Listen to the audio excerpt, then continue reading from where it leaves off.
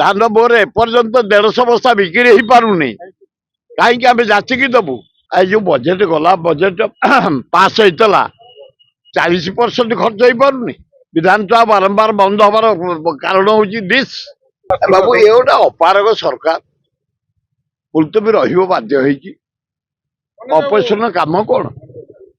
ଗୋଟେ କିଛି କଲେ 2 ବର୍ଷ ଭିତରେ।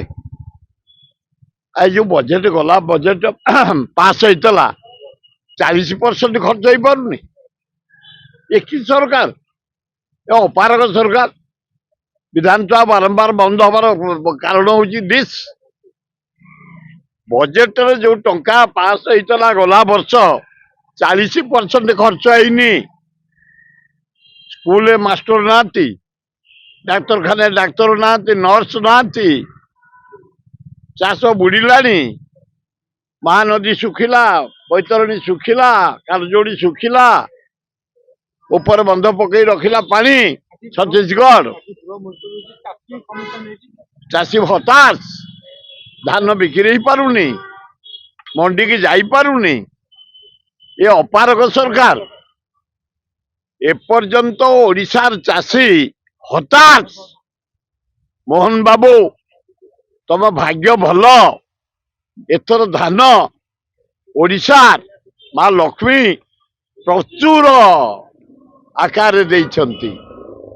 ଅସମ୍ଭବ ପ୍ରକାର ଫସଲ ହେଇଛି ଏଥର ଧାନ, ଭୟଙ୍କର ଧାନ ହେଇଛି। ଧାନ ବୋର ଏପର୍ଯ୍ୟନ୍ତ 150 ବସ୍ତା ବିକ୍ରି ହେଇପାରୁନି। କାହିଁକି ଆମେ ଯାଚିକି ଦବୁ? ଆମେ କାହିଁ କାଟିକିରି ଦବୁ? 5 କିଲୋ କାଟିକି ଦବୁ? କାହିଁକି କାଟିକି ଦବୁ?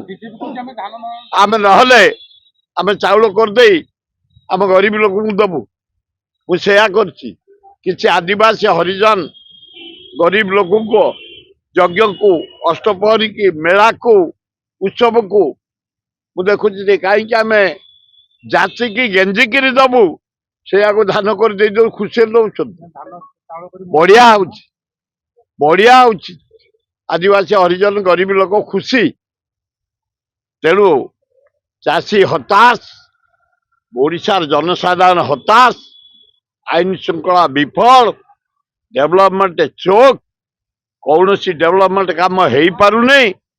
ଖାଲି ଶୋବାଜି, ଖାଲି ପୋଷ୍ଟର, ଖାଲି କଟଆଉଟ, ଯୁଆଡେ ଦେଖିବ ଦାଢି।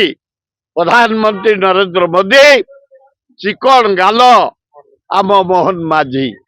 ତା ବ୍ୟତୀତ ଆମେ ଆଉ କିଛି କାହିଁ କାମକୁ ଦେଖିବାକୁ ପାଉନି। क्या आप चाहते हैं ताज़ा, स्वादिष्ट और पौष्टिक मशरूम आपके घर तक पहुंचे? तो आज ही जुड़िए कल्याणी मशरूम सेंटर के साथ। यहाँ मिलता है फार्म फ्रेश मोजो मशरूम, मुलायम पनीर, ताज़ा ग्रीन मटर, स्वीट कॉर्न और बेबी कॉर्न, सब कुछ एक ही जगह, बेहतरीन क्वालिटी के साथ।